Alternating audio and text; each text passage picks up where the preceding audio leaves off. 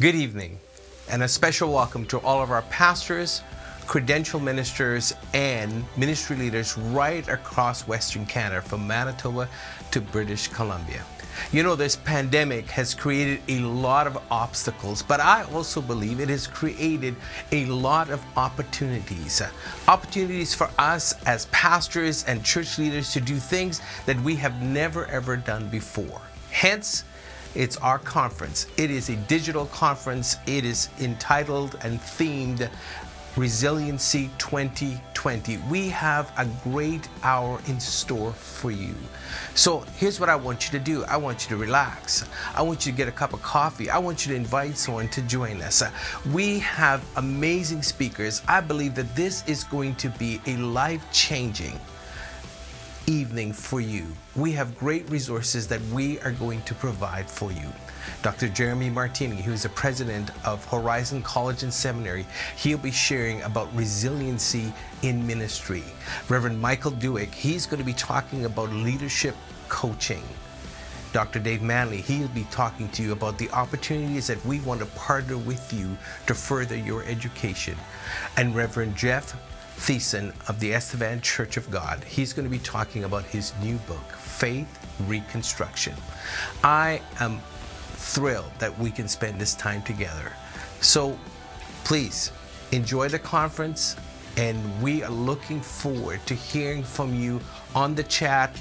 We'll be all there together, and we're going to spend this time together. You know, this COVID-19 has certainly put distance between us, but Connie and I, we've been praying for you. You've certainly been on our hearts. We love you very, very much. And this spring, I'm looking forward to coming out and spending some time with all of our churches again. But this is the season. And I believe that we're just not going to survive it. I believe when we understand about resiliency and how important it is, we're going to thrive in our ministries. God bless you. Enjoy the conference.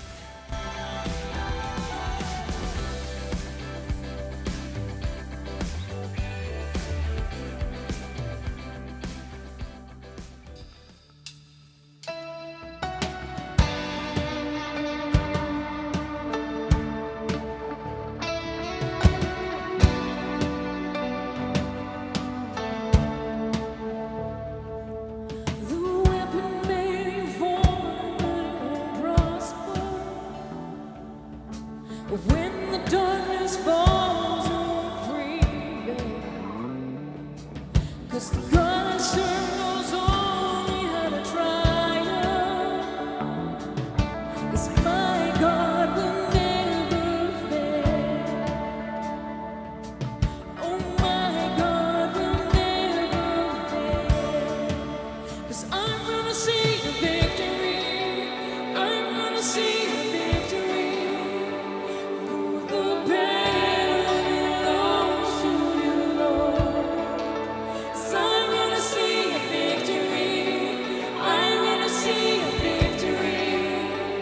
Oh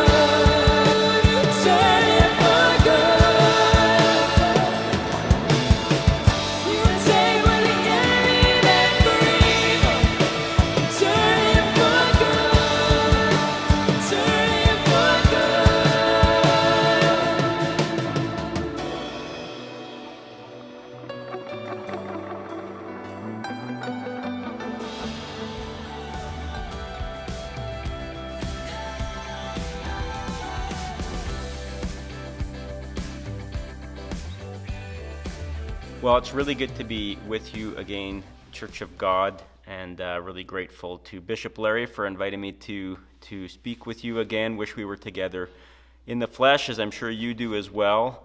But when Bishop Larry mentioned that the topic for this conference was going to be resilience, I thought that was such a wise and a timely topic for us to be wrestling through together. I don't know about you, but I'm sure you feel the same. It's 8 months into COVID now. We're exhausted and tired.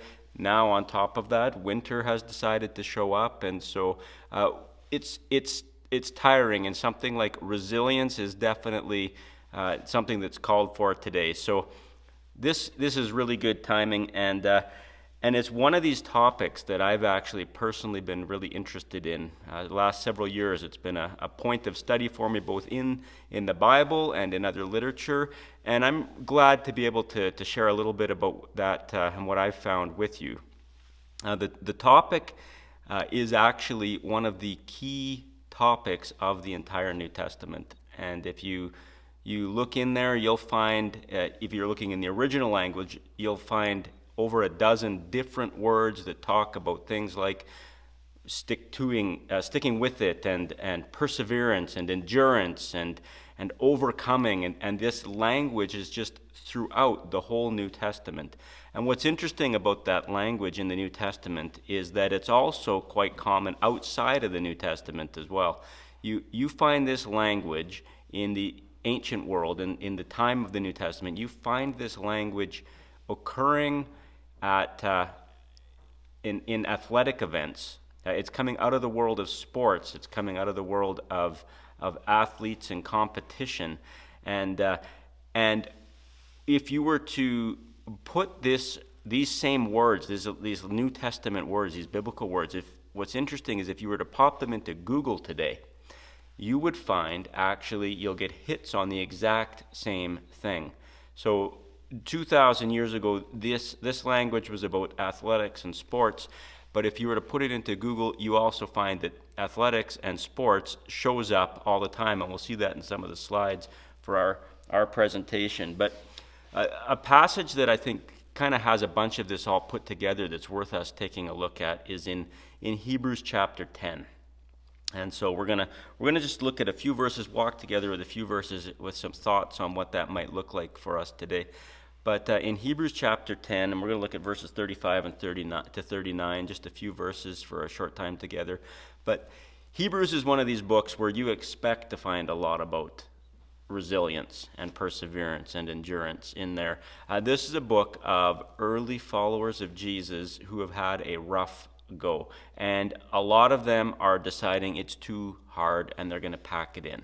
And the author of Hebrews is writing them to say, look, don't quit. Don't give up. Hang in there. Persevere. Be resilient. And so he writes to this community, and he's giving them lots and lots of different ideas, and he's giving them lots of encouragement to really stick with it. He's using both the carrots and the stick. A little bit of warning happening in there too, of course. But here in chapter 10, he's reminding these guys, look, you guys have had it rough. You've had it rough, really rough. Remember back to when you were really struggling with things, when people were stealing your property, when you were getting thrown into prison. You had it really, really, really rough. Don't quit now. And so we want to take a look here at this passage here. There's this focus of advice for really sticking with it. So if you have Bibles, if you're following along on your phone or in your Bible, Hebrews chapter 10, verse 35. You know, go there with me. It says, therefore, he says, just after he's reminded them of all the stuff they've just gone through in the past and stuck with it, therefore, he says, don't throw away, or don't abandon, or don't quit your confidence, which has great reward. Don't abandon it. Don't throw it away. Don't quit. Don't quit. This is another one of these words that shows up in our gym floors or our gyms, and inspiring people to keep at it, keep working out. Don't quit. Don't quit your confidence. In Hebrews and in the New Testament, words like confidence, or words like hope that are going to come up again in Hebrews, are different from how we understand them today. Confidence or hope, when we say that, when I say, you know what, I'm pretty confident. I'm pretty confident about something's going to happen. I'm pretty confident that I'm gonna beat my wife at a game here of basketball. I'm pretty confident that I'm gonna beat her at a board game, or we might say we hope for things. I'm hoping that I'm gonna win the home lottery. When we use these words, it's kind of in the language and the kind of in the usage that these things might happen. There's a chance. But when the biblical writers use the words of hope or confidence, they're not using them in that chance sort of way, where this might happen, there's a good chance it'll happen, might not happen. When they say confidence, the way that the author uses it here is this is a sure thing. This is a sure thing. And the language here, the message is don't quit a sure thing. Don't quit something that is guaranteed. And this is the way it is in athletics. This is the way it is at the gym. I mean, gyms sell memberships based on the idea that they oversubsell memberships. If everybody showed up to a gym who had a membership to a gym, there'd be no room for the people in them. Because they know a number of the people are not going to follow through. A number of the people are going to quit and not use the gym. And so they can oversell it, and only a few are going to stick with it. But what's interesting about it, what's fascinating about it from our own human psychology is that it is a guarantee. If we show up to the gym every day, if we follow through on a prescribed regimen, results are guaranteed. We will achieve results if we stick with it, if we don't quit. And yet so many of us, myself included, we do quit. But what the author of Hebrews is saying is, look, if you stick with this, it is a guaranteed result. Your confidence is founded, well-founded. It's not maybe things will turn out all right. Guaranteed they will turn out all right. You have reason for confidence, 100% guaranteed reason. So don't quit, he says. Don't quit, a sure thing. Next verse here, verse 36. He's going to say, so don't quit, but endure. Endure. And again, we get this language of endurance and perseverance showing up in our sports quotes. Mike Tyson here, as long as we persevere and endure, we can get anything we want. Endurance is the message here, he says. So don't quit a sure thing, but endure. Verse 36, for you have need of endurance, so that you may do the will of God and receive what he has promised. This word endurance, endure, shows up many, many, many times throughout the whole New Testament. It shows up in lots of passages that we might be familiar with. We won't look at all of them, but one, Romans chapter 5, 3-5, more than that, says Paul. He's writing to the Romans about their sufferings. We rejoice in our sufferings, not the knee-jerk reaction that we usually associate with sufferings or trials or tribulations or afflictions, which is all different words for that, but we rejoice in them. Why? Because we know that suffering produces endurance, says Paul, and endurance produces character, and character produces hope, and hope, which is this guarantee, it's not maybe, it's 100% hope, does not disappoint, because God's love has been poured out into our hearts through the Holy Spirit, which has been given us. The Holy Spirit's already been given. It's already a deposit. It's a down payment on a guaranteed thing to come. And our afflictions produce endurance. In Hebrews, the next, just after this passage we're looking at here in chapter 10, we're going to go into that long passage of chapter 11, all these heroes of the faith who endure and go forward, and they don't see the prize necessarily, but they've endured, and so their prize is waiting them. And then in chapter 12, the language picks up again, pulling on this athletic imagery. Therefore, chapter 12, verses 1 and 2, therefore, since we're surrounded by so great a cloud of witnesses, all these heroes of the faith from chapter 11, this cloud of witnesses, let us also lay aside every weight and sin which clings so closely, and let us run with perseverance. We get the Nike imagery going in our head. Run with perseverance, that race that is set before us.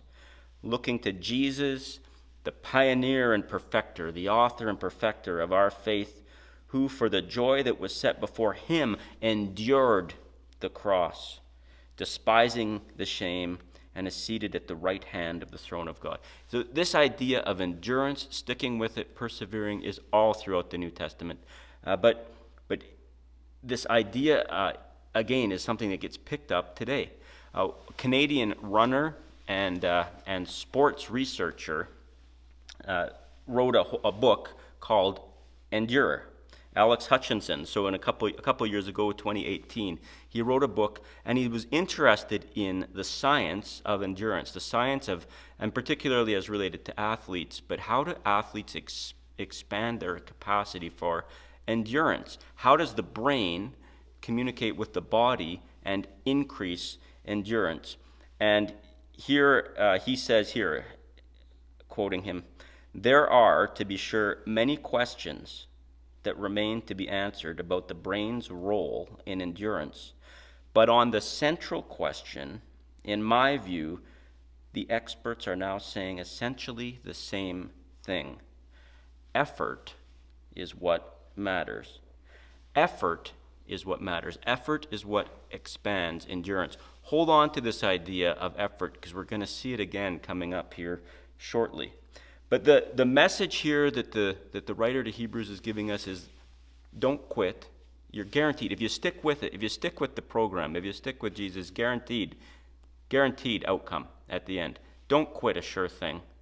And endure. Hang on, persevere, endure. And then we go here into, we'll look at the next two verses.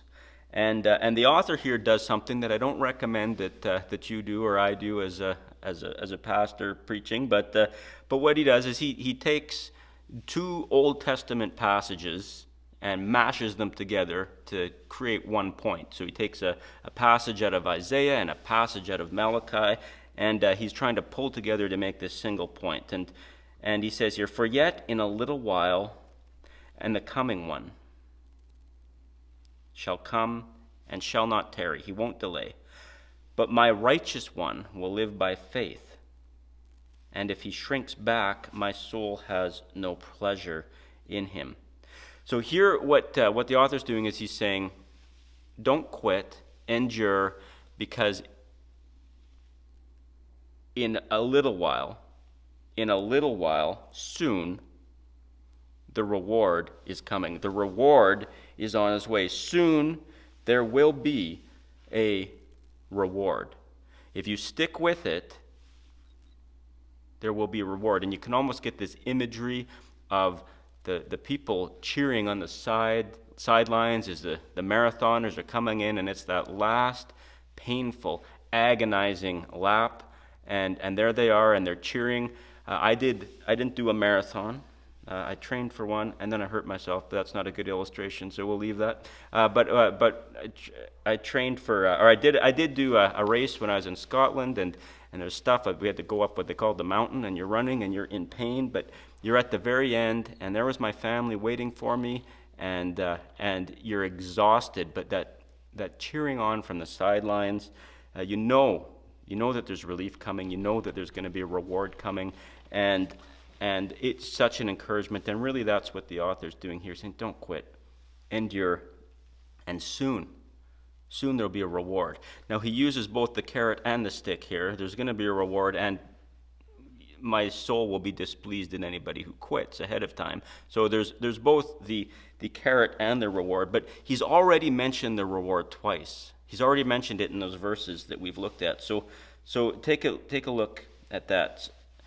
Verses 35 and 36, we'll look at those again. Therefore, do not throw away your confidence, which has a great reward. The reward is guaranteed in the confidence. It's guaranteed there. For you have need of endurance so that you may do the will of God and receive what is promised. If you stick with it, there is a reward. And the reward, he says, is coming soon. So stick with it. We looked at the quote from the author who's examining endurance and the brain's capacity to expand endurance. But endurance and sticking with it has reward.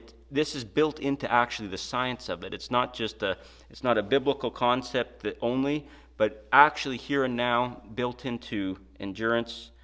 Your capacity to endure will reap a reward. So another researcher, a psychologist, Angela Duckworth, and if you're interested, she did a little TED Talk on this. It's about 6 minutes worthwhile, but she wrote a book called Grit, The Power and Passion and Perseverance. And basically, she has researched people globally.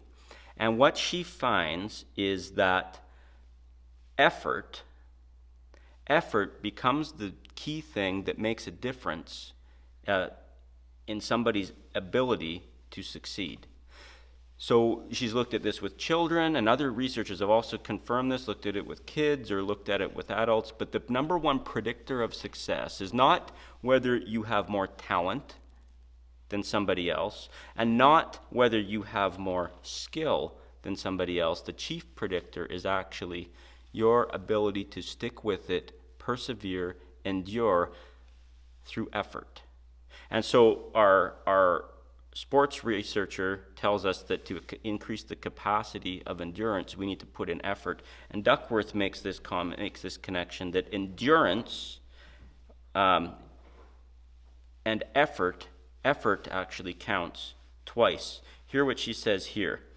Talent is how quickly your skills improve when you invest effort. Achievement is what happens when you take your acquired skills and use them. What this theory says is that when you consider individuals in identical circumstances, what each achieves depends on just two things: talent and effort. Talent, how fast we improve in skill, absolutely matters. But effort factors into the calculation twice, not once. Effort builds skill. At the same time, effort makes skill productive. Effort counts twice. As a non-scientist, but a celebrity you might know, Will Smith puts it this way. He says, "The only thing that I see that is distinctly different about me is that I'm not afraid to die on a treadmill. I will not be outworked, period." You might have more talent than me. You might be smarter than me. You might be sexier than me. You might be all these things. You got me in 9 categories, but if we get on the treadmill together, there's two things. You're getting off first, or I'm going to die. It's really that simple. So this whole idea that effort counts twice is really essential to the concept of endurance. And as the biblical writer says, you need to endure. Endure. And then he goes on to say that this endurance produces reward. And then his concluding comment is, but we are not those who shrink back and are destroyed. We aren't those who disappoint God, but we are those who have faith and keep their souls. So the author here takes us on this journey. He starts us out with saying, don't quit. Don't quit. Because if you don't quit, your confidence is a guarantee. You will receive a reward. It is guaranteed. No question about it. Stick with it. Don't quit. And then he says, endure. Endure. Stick with it. Endure. Endure, and you'll receive the promises. And endurance, we see elsewhere, this requires some effort. But the effort counts twice. The effort counts more than once. Putting in the effort is going to see a reward. And that reward, says the author, is coming soon. The reward is coming soon.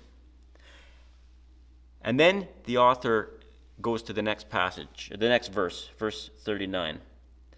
And he changes his language a little bit. He says, "But we are not those who shrink back and are destroyed, but of those who have faith and keep their souls." He says, just as I've warned you, we don't want to be those, you don't want to be those who disappoint God. He then goes on and shifts his language and says, I'm no longer talking to you, I'm talking to us. He shifts from you to we. We, all of us collectively, we are not those who shrink back and are destroyed, but we are those who have faith and keep our souls. And that shift in language from you to we is a really important shift theologically, because it's a shift that reminds us that we are not called to endure alone. We are not called to endure alone. Jesus didn't come to save a person. Jesus came to create a people. And we are that people. We are that people. Michael Jordan said, talent wins games, but teamwork and intelligence win championships. Let me share with you just a brief story, my own experience a few years ago. So I grew up in Alberta. I grew up half my life in the Jasper side of Alberta, and then on the Banff side. So the Rocky Mountains have been my playground all my whole time growing up. And I'll confess that when we heard about this massive dump of snow, ingrained somewhere in my brain, my knee-jerk reaction when I first heard it was, that's going to make a wicked base for skiing.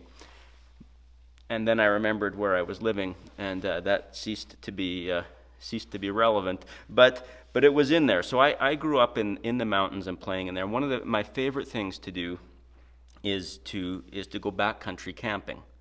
And I have a brother-in-law who also loves that, and so that's just something that's fantastic. You don't have cell service, you actually get away. And so it was just a few years ago, 2 or 3 years ago, my brother-in-law and I decided we were going to go on this backcountry trip, and we planned it out and mapped it out. We had several kilometers, several days in the backcountry, and our wives, my wife and my wife's sister, his wife, were going to go camp in a little more civilized place, and we were going to go off in the backcountry. So our spouses dropped us off at the trailhead, and as I get there, I look and where's my phone? I don't have my phone with me. Of course, I don't need a phone for the phone's sake because there's no reception, but this is our camera, and I'm thinking, we're going to see some gorgeous scenery. I want to be able to take some pictures. So I say to my wife, can I take your phone? And you can guess where this is going to go.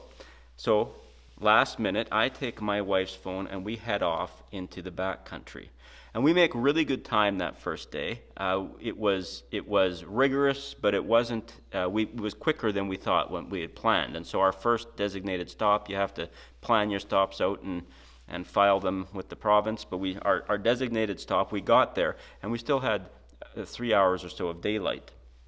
And so what do? There's no television, there's no phone reception. So we get there, and there's stuff to do. So we look, and there is another peak. And we think, we've just climbed all this part of the day, but there's nothing else to do. Let's go summit that peak there. So there we go on a steep, rigorous climb, and up we go. We get up to the top. We look around. It's gorgeous. It was well worth the effort. Look around. We spend some time up there. We come back down, and we're going to make some supper. So we get down, and now there's maybe an hour of daylight left. And I decide I'm going to take a picture of something. Well, where's the phone? I don't have my phone. I cannot find my phone anywhere. Look around. I think it fell out of my pocket when we took a rest at the top of that peak. So for the third time climbing that day, we go back up and we start looking around for this phone. Can't find the phone. We look everywhere, can't find the phone, and I'm ready to quit. I say, okay, well, there's no way. I have not been any farther than this point we've looked. There's no point in us looking. It must have fallen out on the way down. There's no way we're going to find it. And my brother-in-law says, you know what, just keep going. Just a little further. Just a little further. And so we go a little further. I say, listen, there's no way. I haven't been this far. I can't be here. He says, just a little further. Let's just keep looking a little further. Just a little further. And so we go just a little further. And there, lying on the rock, where I would have sworn I had never been, but this is not a miracle, I had been, there was the phone. And to pick up the phone, and the point of the story is this. If I was on my own, I would have quit. On my own, I would have given up long before, but I had my brother-in-law there who said, just a little further. Just a little further. We aren't called to endure alone. And as we're in this time and as we're thinking about resilience and digging in and persevering and enduring and not quitting, I think that's such an essential thing for us to remember. Church of God, you have a tremendous fellowship. I have no end of pleasure in getting to spend time with you and getting to know you over these past years. And as we conclude, I want to conclude with something for all of us, not for you, but for us. And that is three things, if I can encourage all of us to do. First of all, if you haven't got somebody, connect with somebody this week. Connect with somebody this week who gets ministry, somebody who gets what you're going through right now. You make sure you connect with somebody and turn your you into a we. Secondly, endure. Put the effort into enduring, knowing that your effort counts twice. Endure, knowing that your effort counts twice. And third, don't quit your confidence. There is a reward coming. It's coming soon. And in Christ, just like the Queen song that they play at all of the sporting events, we are the champions of the world. Thank you so much. God bless you. And I pray for a wonderful rest of this year and a wonderful year, rejoicing in our trials and tribulations as we go forward into 2021. God bless you. Thank you.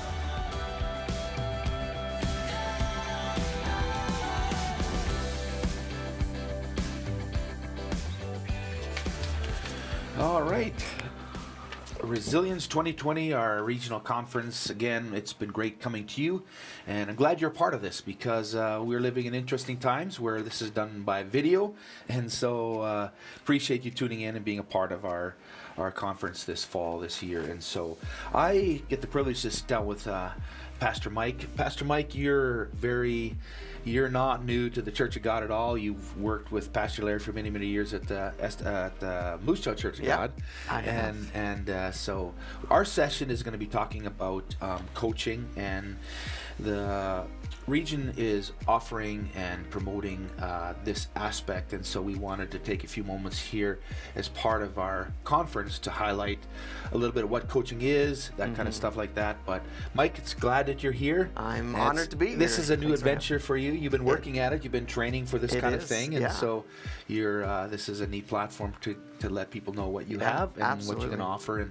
And as like I said to all us people watching the conference, is this is an initiative that our region is promoting and making available to our pastors and our leaders and our churches because we believe in the best, and we want you to be equipped, and we want to help you navigate through some of the spots in our life. All of us have spots that we need to navigate through, but that's the purpose of this thing here. And so Mike, it's glad you're here, and we're going to let's talk a little bit about what is coaching and what does that entail?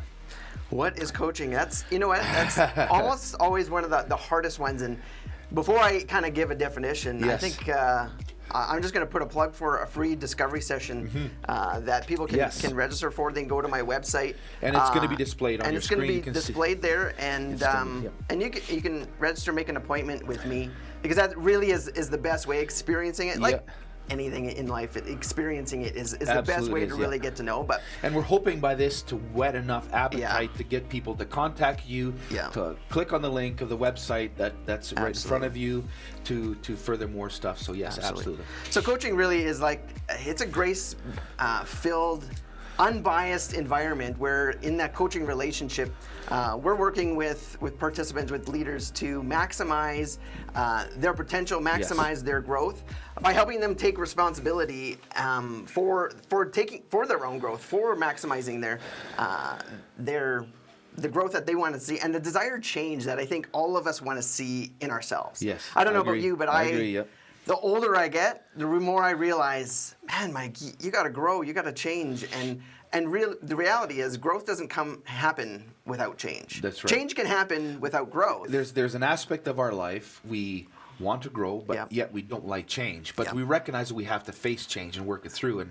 And I think this is a neat aspect where, because I think if we're honest pastors, we're all pastors and work through different aspects of church and ministry, the challenges and the things that we have to plow through, and our own insecurities, our own walls that we come up against and feel like we can't climb over them. And so I think coaching brings that aspect where you don't do things for people, but you come alongside to help them, equip them so that they can make the right decisions to actually go beyond what Yeah. their limits are. And sometimes Exactly. those limits, correct me if I'm wrong, sometimes those limits are our own mindsets, our own perceptions. Absolutely. And I know for me that's always the biggest obstacle is my mindset that there's nothing more I can do. This is the same area I keep running into all the time.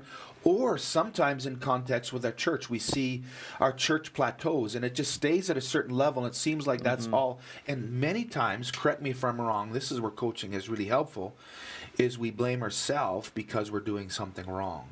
Right. And it's not about doing something wrong necessarily. It's learning to navigate through those moments of our life. And that's where what you offer and what the region wants to partner with you and make it accessible for churches and pastors to connect with you to help navigate through that stuff. Yeah, and coaching is a relationship that's based on you and your growth. And so there's kind of three main areas that the Okay. coaching addresses. One is awareness. Okay.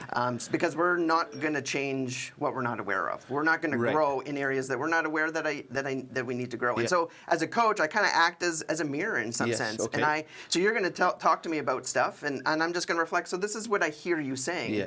Can you explain a little bit further? And that is so helpful because sometimes we don't recognize those things. We Right. know some things are there, but sometimes it's nice to have someone on the other side Right. making those Right. assessments. And awareness isn't just about seeing exactly what we see, maybe the performance. So often as leaders, we look at our performance and we evaluate Yes, we do. according to our performance. But sometimes we want to evaluate beyond our performance and say, okay, what's actually the motivation behind that decision I just Yes. made? Yes. What am I doing? Am I living and leading out of my relationship with Christ, or am I leaning towards, was that a fear-based decision that I made? And that's a very And- important point because many times fear is a great motivator or a hindrance. Right, exactly. And to confront that and work Exactly. through that. So my role isn't necessarily to point that out to you, but I'm Yes. going to ask the questions because the greatest thing about coaching is that where the motivation comes for Yeah. where you realize it. Yeah. And so I'm just going to simply sit there and be curious. And then once we get to that, we're going to explore your reality. And then there's a level of responsibility. Yes. So I'm not coming in as a consultant telling you based on my expertise, my experience, Right, what yeah. I know to tell you what you should do. But as leaders, some of the hardest people to lead is ourselves. Absolutely, Right? yeah. And so we're realizing, hey, it's you as a leader, it's your responsibility Yes. to lead yourself and take responsibility for your growth. So the And question, so the question I have for you then is Yeah. how does coaching foster resilience? We're in a conference right now, or a video conference going on. We've talked about a lot of things. We've interacted with a lot of subjects in the heart of our region, and I know Pastor Larry has done a phenomenal job really capturing, he wants us to be resilient. He Yeah. wants our churches to be resilient. He wants us as pastors and as leaders resilient. So with that in mind, how does coaching foster resilience? How does that work? That's a great question. As I kind of go into that Yes. third premise, Yes, so absolutely. there's awareness, there's responsibility, Yes. and Sorry, then I there's, cut you off. No, Sorry. that's okay. There's the accountability Yes. side of it, and so when we meet, say week 1, you're going to walk away with an action. And in that the next week, we're going to come back. I'm just going to say, hey, how did it go? And we might Yeah. evaluate Yeah. how it went, because that's an important part. Because there's action in order to complete and make change complete. We actually have to act upon that. Yes, absolutely. It's what Scripture talks about in Romans Yes. 12, right? Faith, right? Yeah.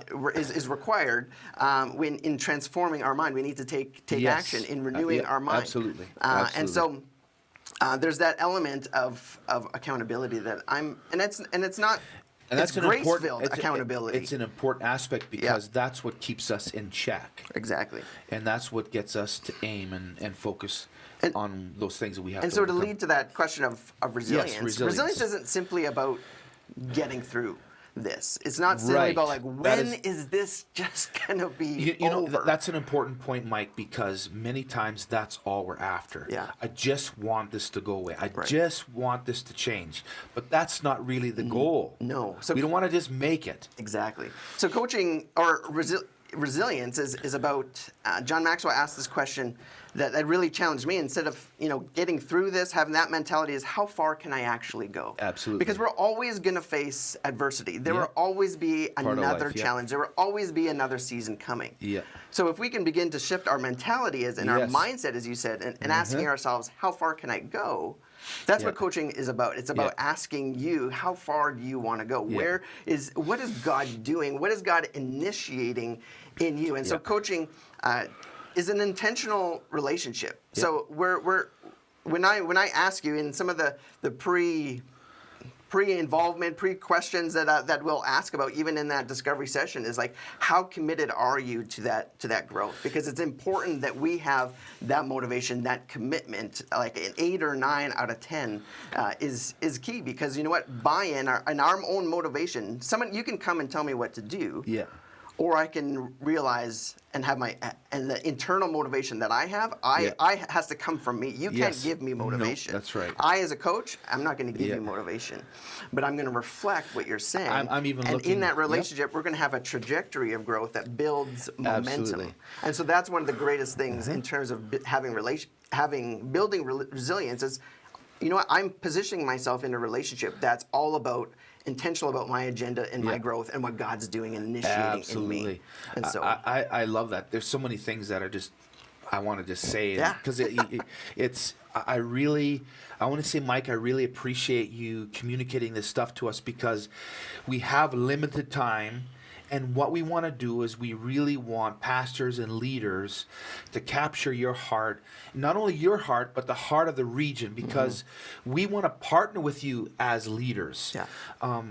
There's some aspect where we want to invest in you as a region, and there's opportunity where your church can invest in you, Yeah. and you can invest in yourself in this aspect because we believe in this as a region. We believe this as leadership because we want our pastors and our churches to not just make it. We want them to thrive in that process, and coaching is part of that aspect of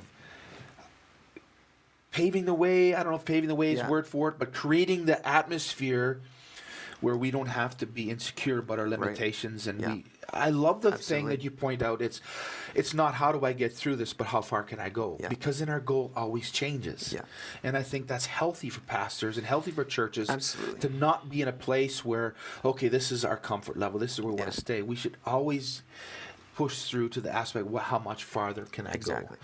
And on your website, you have information available. It's as easy as the link that you see on your screen. Yeah. And Mike's contact information is there. If you want any more clarification, you want to talk to the region will have the same information. They'll pass on the same things to you as Absolutely. well. And so, Absolutely. you betcha. Yeah. So, is this for everyone? coaching. Absolutely. If you are a leader, if you're a person with influence, you're a leader. Yes. And coaching really addresses the whole person. It's not just your performance at work, but we all know as pastors, like, our life is intertwined. As people, Yes. no matter where you work, in the business world or at church, our life just it impacts us. Like, Yeah. how our character, we carry our character into every situation. Yes, we do, yeah. And we carry our motivation into every situation. It's Yes, just we do, that's yeah. who we are. It's the weight of who we are. And so, and coaching really, I just want to emphasize, coaching really recognizes that motivation and buy-in are key. And so when people are investing in coaching as opposed to consulting, where a consultant comes in and says, hey, this is what you should do, you're really investing in your own buy-in in Yes. that, because motivation is key.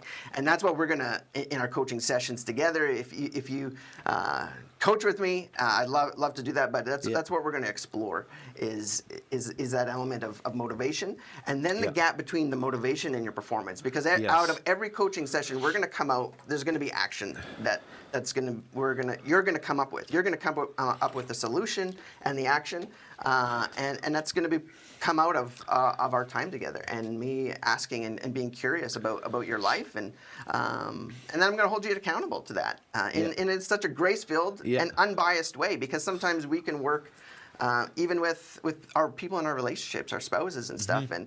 And one of the benefits of hiring a coach is that I have no buy-in. I have no skin in the game. Yeah, that's right, yeah. So you don't have to be answering the question to me, Pastor Jeff, about what you in a way that you think, oh, this is how Pastor Yeah. Mike thinks I should answer the question. Yeah, that's right, because it's not about that. It's not about that. It's No. really about what is really going on inside you. Yeah. And what is God really, because God's always initiating change in us. The nice thing about the whole concept of coaching that I'm getting from you and I'm really valuing is you don't have to be in a crisis to benefit from coaching. Absolutely not, You don't no. have to be in a place where you feel like you're locked in a corner. You don't have to be in a situation where you have a problem that needs solving.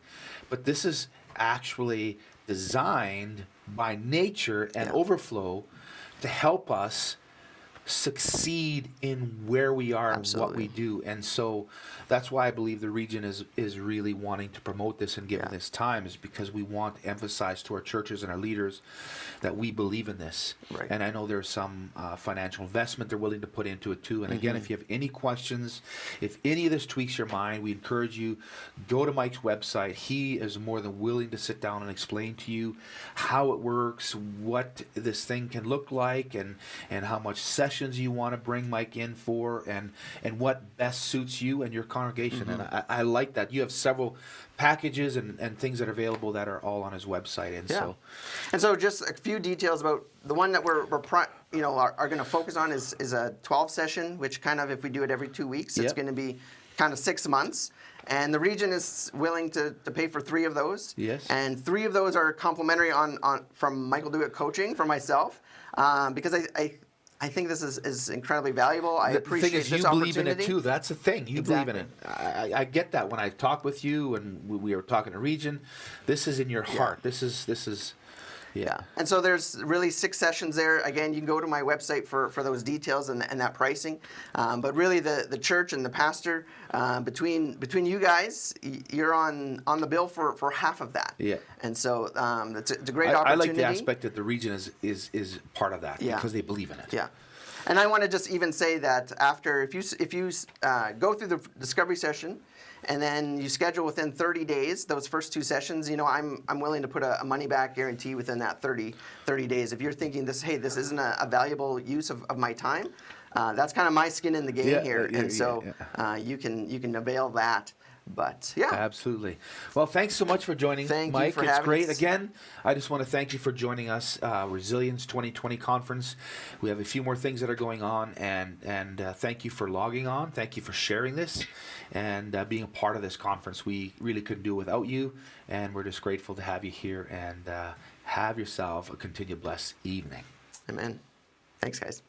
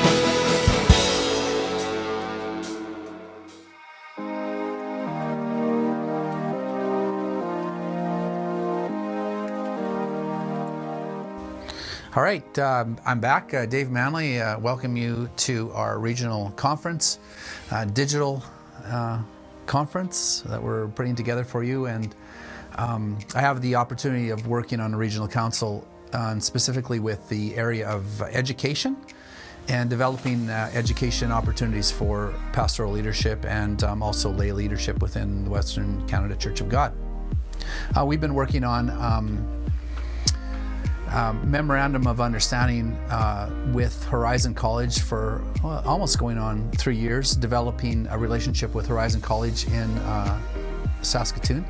And Horizon College is the seminary of the Assemblies of God, Pentecostal Assemblies of Canada. And it's a great privilege to work with Horizon College. In fact, their president is part of our conference in presentation at Dr. Jeremy Martini, and you maybe have already met him and seen him speak. What we'd like to just bring you up to speed on is the partnerships that we're developing with the education opportunities. Of course, we strongly have engaged ourselves with Horizon College, and since that started, the Church of God in Canada has put together a bit of a program called the Canadian School of Ministry. And the Canadian School of Ministry will offer up to 32 credits that you can take online, and we'll have information available for you to look into that. The Canadian School of Ministry opportunities are very inexpensive. They come out around $60 an hour for the education opportunities that will take place all online and can be offered systematically through the year. You'll be able to look in and understand some of those things if you're interested in that. And we'll also have then partnerships of bringing together the Canadian School of Ministry with Horizon Seminary College. And these two things combined are going to allow us to really encourage especially our pastoral leadership or people coming up in ministry to continue to pursue their education opportunities, either at a bachelor level within Horizon Seminary and College. You can get a youth pastor degree, theology degree, leadership degrees. You can even get some business degrees through the Horizon Seminary and College, and this will really enhance your opportunity of ministry and leadership and really encourage you to continue to push. For myself, education is how I grow. Education is how I just continue to keep fresh, keep relevant and contemporary. And I've found that the more education that I've taken on, just the more ability it's given me to be more effective in ministry. So I really encourage you to take the opportunities that we're putting together for you. The one thing that's really exciting for us that in the last movements and decisions that we make on a regional council is to make a motion that we offer scholarships to anyone who is going to continue their education through Horizon College, scholarships of up to $50 an hour that you would take of education. So if you took one course, the regional council the regional office would be able to give you a scholarship of $150 per course, which would be a significant saving over the period of your whole education to help you get your movement towards degreed work. And so if you're interested in any of these opportunities, you can certainly speak to myself. You can find me. There'll be some information posted on that, or reach the regional office and find some information that will be posted there.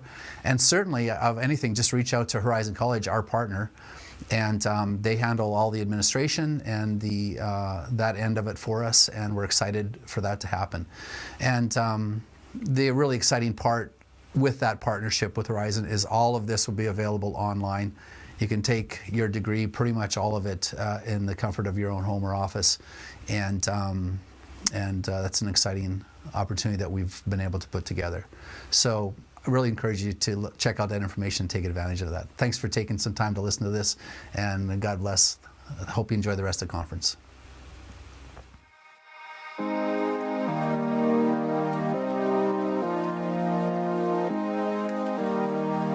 Welcome to Resilience 2020, our regional conference in the midst of COVID-19.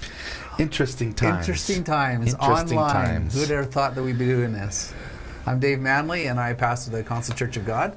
Also work on the regional council. Yes, you do. And my assignment today is to interview Pastor Jeff Thiessen from the Estevan Church of God.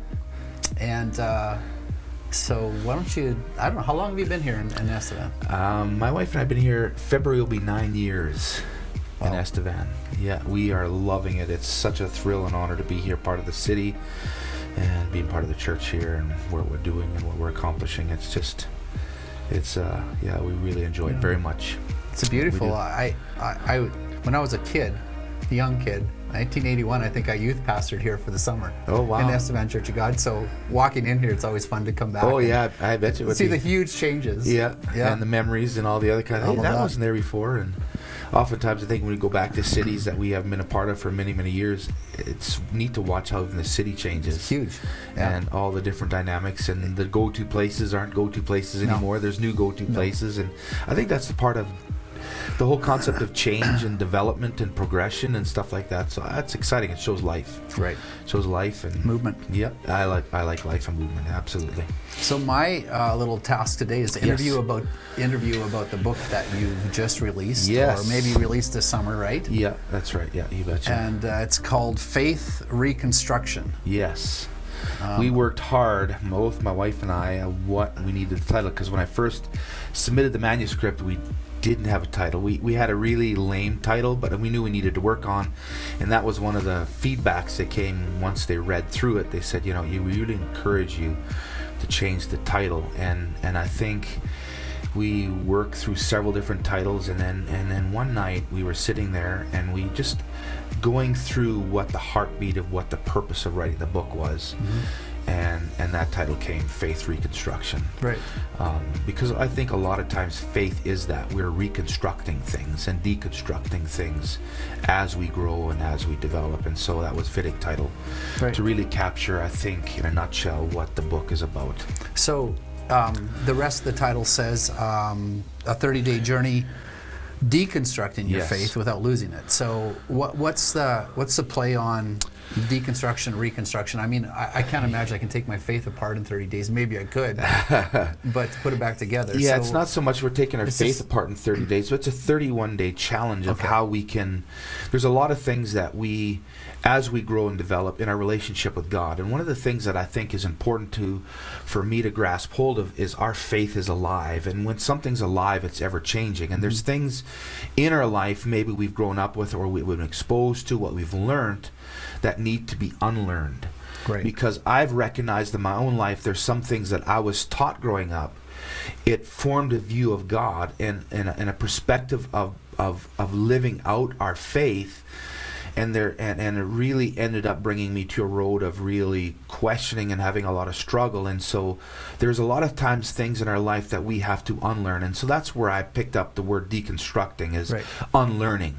And I think if we want to move in progress, moving ahead, there's always things we have to remove and reconfigure. Sure. And so that's why I chose the word deconstructing, because it's important for us to understand that it's deconstructing without losing it. Oftentimes when you hear the word deconstructing, you're taking and removing completely, and that's not what we're doing. We're just taking another look at how we view things and how we've learned and how we've developed and how we then live that out. So like that's evidence. That was certainly when I read the book. Yes. It's certainly the flavor is, there's no question I'm reading the story of some guy's journey. Yes. Of like, okay, because I mean I know you. We spent a lot of time yeah, together. we do, yeah. But I probably never grasped your background, and obviously kind of comes out the background of growing up in church, and you're growing obviously maybe Yeah. life crisis of frustration with the rules, the regulations. I can see that in you. The system. I see the system, yeah. and Yeah. the context sometimes of the expectations that that are around that become very religious, Yes, right? yeah, Religious yeah. and sometimes confining, if that makes sense. I agree with that. Or yeah. weighty. Yeah, weighty would be heavy, because I think I think if we're honest, I think we've all struggled with some components of our faith because of how we've learned, what we've been exposed to, how we've been taught. And the biggest thing for me was, it was ingrained in me so heavy that it shaped everything. And that's what faith does. It Right. shapes our worldview. It shapes our attitude. It shapes how we view other people and how we view God and all those aspects of it too. And so a lot of that in my life needed to be reshaped because in my journey, I always grew up asking questions because I struggle with what I learned or what I was exposed to, because to me it seemed like it was such an upfront image of everything to look good because God is after our performance and making sure we cross every T and dot every I and those things, and was very little room for realness. And struggle, and what do you do when something falls apart? What do you do when you end up at a corner in a place in your life where you have to do a U-turn? How does God view that? And so as I walk through my own journey of making those questions and asking those questions, many times I was left, well, that's just the way it is. And I think how I'm wired, that's not good enough, because when I want to believe something, I want to believe it and be a part of who I am. And there were some things that I had a hard time computing. And so God's taken me on this journey, and I can say with an open honesty that my faith is more alive than it ever has been before, and there isn't a guilt attached to it. There isn't I'm not doing enough, I got to pray harder, I got to study more. But there's a sense of it's real and it's alive, so it's always changing, always shifting, and I'm seeing more aspects of God, and my relationship to Him is very personal and dynamic. And so one of the reasons why I wanted to share my journey, I wanted to give people permission to struggle and to wrestle with stuff, and to allow God to come into those areas, because He shows up and Sure. reveals Himself. And I mean, I'm thinking of, you know, the biblical concepts of He that's begun a good work and you will Yeah. be faithful to complete it. It's Yeah. like, you know, God pursues us. He doesn't let us go. yes, And I think that, at least in my life, Yeah. I haven't arrived, right? no, And there's always absolutely a not. sense of refining going on, Yes. and the recorrection. Yeah. Right? That's right, Here's a yeah. quote. This grabbed me. It's on page 69, day 7. I got into day 17. Yeah. Okay. Cool. And the day 17 heading is actually the layout of the book is like about 2 pages a chapter, and it's a devotional Yeah. context or Yeah, thought that's right. concept Yeah. text with Yeah. some ability to answer some questions at the end, a reflection of each chapter. So day 17, and the heading of that is are we as advertised? So here's a quote: "The perception is powerful. How we want people to see us can often be misleading and create a real bondage. Church culture is notorious for that. It breaks my heart. We have spiritual answers for every situation, and maintaining that image has devastating results. It's like we've created a society in which we have to live a lie, but we can only maintain that for so long before we crash, leaving us to wonder what in the world went wrong." I mean, when I read that, my own pastor's heart went, wow, I identify with the community pressure, the personal pressure, the church pressure to be always having the right answers, to be Yeah. the right image, to be, you know, to be there. And I think that, you know, people's perception of that leaves us almost, like you say, having to live a lie, because what are our own failures? What are our own sins? What are Yeah. our own things that we struggle with? And where do we go with that, right? Yeah. Except to, I love how your book keeps saying over and over, you know, come to Jesus, come Yeah. to Jesus, come to Jesus, Absolutely. right?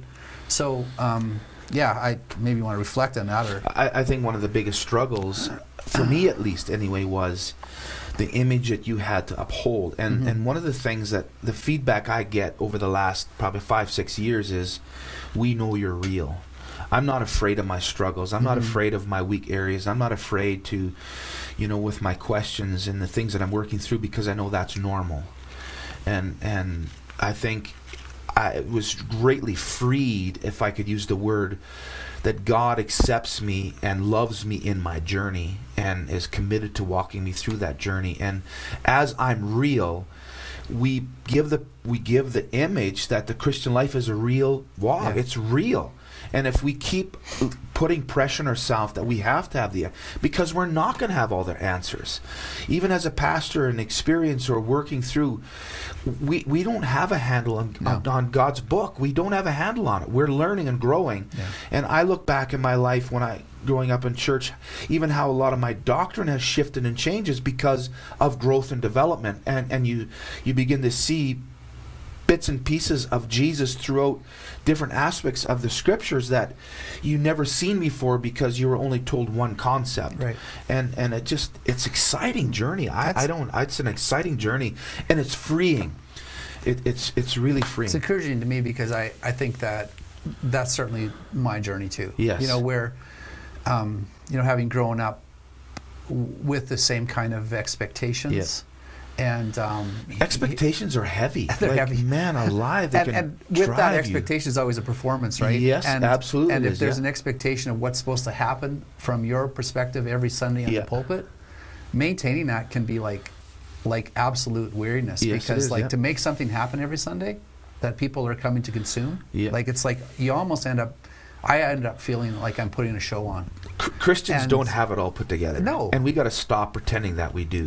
And oftentimes that's one of our biggest criticisms is people come and go and it's all about, Right. you have the right answer. You have a nice scripture verse Right. here. People around us want to see normal people. Right. And that's what I love about Jesus. When you watch him in life, he was normal. Mm-hmm. He interacted. He had frustrations. He worked through stuff. Not everybody liked him, and it gives me hope, and I think it gives us hope So as well. who does this speak to? Who does I think book speak the to? audience is Because some people are going to read this and go, "Oh, Jeff's whacked. He's Yeah. like, okay, he's no all doubt, yeah, losing." because again of the Who's- mindset of Who's going to read this and just go, "Wow"? I think the dominant audience is to challenge people that are very locked in religion and have a system of thinking and performance to be able to speak into them. You can be real. Mm-hmm. You don't have to live like that.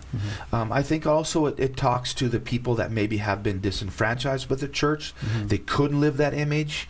It failed them, and as a result, it failed them. They think that Jesus failed them, Right.